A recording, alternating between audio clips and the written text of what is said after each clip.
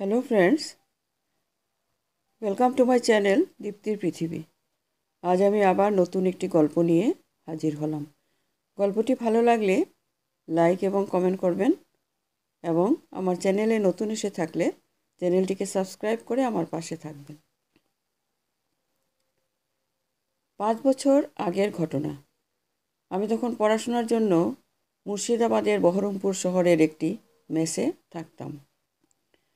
একদিন কলেজ থেকে ফিরে এসে বিশ্রাম নিচ্ছি, এমন সময় ফোনটা বেজে উঠল। দেখলাম মা ফোন করেছে। ফোনটা ধরে বললাম, হ্যাঁ মা, বলো। তুই বাড়ি আসছিস কখন? মা জিজ্ঞেস করলো। কাল যাব মা, আমি এখন খুব ক্লান্ত, এইমাত্র কলেজ থেকে ফিরলাম। কাল বাড়িতে পুজো আছে, মনে আছে তো না সেটা? না না কি ভুলে গেছিস?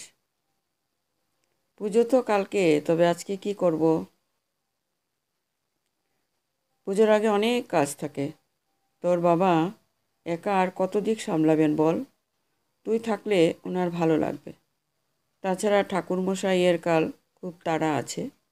উনি বলে দিয়েছেন সকাল 9টার মধ্যে পুজো করে চলে যাবেন।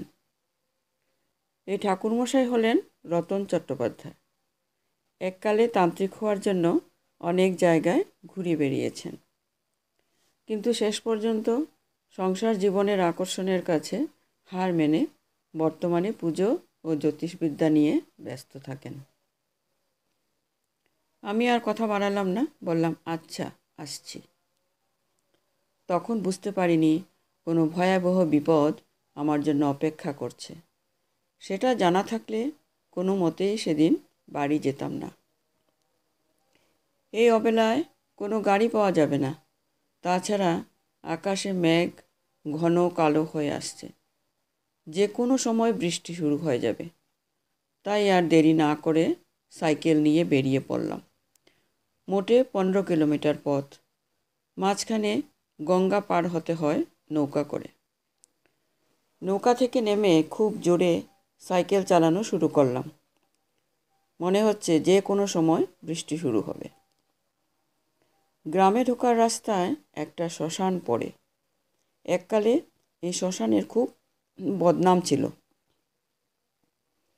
জায়গাটা নাকি একসময় ভূত প্রেতের আড্ডা ছিল, যত সব মিথ্যাবাদীর দল। এই শ্মশানের কাছে আসতেই শুরু হলো প্রবল বৃষ্টি। তাড়াতাড়ি শ্মশানের পাশে একটা গাছের নিচে গিয়ে দাঁড়ালাম। বৃষ্টির সাথে সাথে অন্ধকার চারদিকটা ঘিরে ফেলল। এক নাগাড়ে বৃষ্টি পড়ছে, থামার কোনো নাম নেই। মাঝে মাঝে মনে হতে লাগলো মেঘদেবতা বুঝি সংসারের সমস্ত ক্রোধ আমার উপর বর্ষণ করছেন। কিছুক্ষণ পরে দেখি একটা লোক খালি গায়ে শ্মশানে ঘুরে বেড়াচ্ছে। বৃষ্টির জন্য ঠিক চিনতে পারলাম না। মনে হলো লোকটা আর কেউ নয়, আমাদের গ্রামের রামলাল পাগল।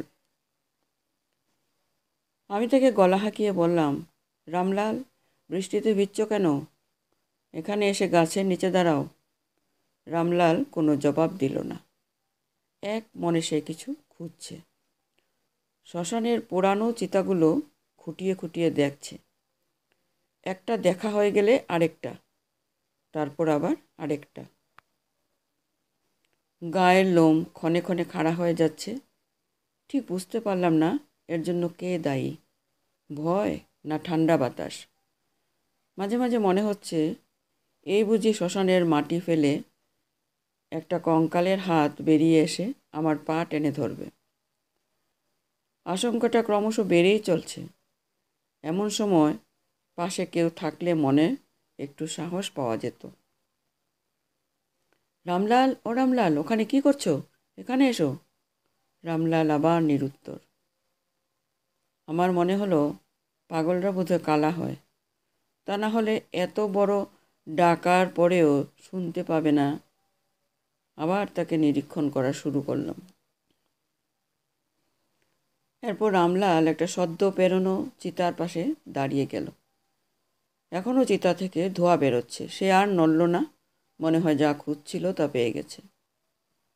রামলাল একটা চিতার পাশে বসে আধ পোড়া কাঠগুলো হাত দিয়ে সরাতে লাগলো। সর্বনাশ! আমি মনে মনে প্রবাদ গুনলাম, এই কাণ্ড অন্য কেউ দেখলে তাকে আস্ত রাখবে না। পাগল বলে তো সবাই তাকে ছেড়ে দেবে না। রামলাল, থামো থামো বলছি। পাগলটা সত্যি কালা মনে হচ্ছে। ওকে থামাতে হবে, তা না হলে আজ একটা চরম কাণ্ড বাঁধিয়ে ছাড়বে। তার দিকে হেঁটে গিয়ে তাকে ঝাঁকানোর জন্য তার পিঠে হাত দিলাম। কিন্তু এ কি? তার শরীর একেবারে বরফের মতো ঠান্ডা। তৎক্ষণাৎ হাত সরিয়ে নিয়ে দুপা পিছিয়ে এলাম। পিঠে হাত দেওয়ার সাথে সাথে রামলাল থেমে গেল এবং মুখ দিয়ে একটা গো গো শব্দ করা শুরু করলো। এসব কি করছো? আমার কথা কি কানে যাচ্ছে না? আমার প্রশ্নের জবাব না দিয়ে সে ধীরে ধীরে উঠে আমার দিকে ঘুরে দাঁড়ালো। এ তো রামলাল নয়। প্রথম খেয়াল করিনি, কিন্তু তার মুখের দিকে তাকিয়ে আমি আঁতকে উঠলাম। দেখলাম লোকটার চোখের জায়গায় দুটো কালো গর্ত এবং সেই গর্তের গভীরে জ্বলছে দুটো সাদা আলো। আমি পিছু হটতে শুরু করলাম। লোকটাও আমার দিকে এগোতে শুরু করলো। আমি গতি বাড়ালাম, সেও পা বাড়ালো। এরপর সোজা দৌড়ানো শুরু করলাম। শরীরের সমস্ত শক্তি দিয়ে দৌড়াচ্ছি, বামে ডানে পিছনে। কিন্তু কোনো এক অলৌকিক শক্তির সাহায্যে প্রতিবার সে আমার সামনে চলে আসছে। এত কিছুর মধ্যেও একটা বিষয় বেশ আশ্চর্য ছিল। সে আমার পাশে পাশে দৌড়াচ্ছে, আবার কখনো সামনে বা পিছনে চলে আসছে, কিন্তু আমাকে স্পর্শ করতে পারছে না। কোনো এক অজানা শক্তি তাকে বিরত করছিল আমাকে স্পর্শ করা থেকে। এইভাবে কতক্ষণ সে আমাকে তাড়া করছিল তা ঠিক বলতে পারবো না, কিন্তু কিছুক্ষণ পরে শুনতে পায় রাস্তা থেকে কে যেন আমাকে ডাকছে, সুরেশ, সুরেশ। বৃষ্টির জন্য কোথাও আটকে গেছি কিনা দেখার জন্য হয়তো কেউ আমাকে খুঁজতে বেরিয়েছে। রাস্তায় দেখি বাবা দাঁড়িয়ে আছেন। আমি এবার ওনার দিকে দৌড়ানো শুরু করলাম, কিন্তু দৌড়িয়ে পালাবো কোথায়? মানুষ হলে তো তাকে ঝেড়ে ফেলবো, কিন্তু সে তো অন্য কিছু। এবার সে সামনের দাঁড়িয়ে এক বিরাট কালো মূর্তি ধারণ করলো, প্রায় 20 ফুট লম্বা। মানুষ নয়, এক বিরাট আকারের প্রেত, যার চোখে দুটো সাদা আগুনের শিখা জ্বলছে। এরপর আর আমার পক্ষে জ্ঞান ধরে রাখা সম্ভব ছিল না। আমি জ্ঞান হারালাম। নমস্কার।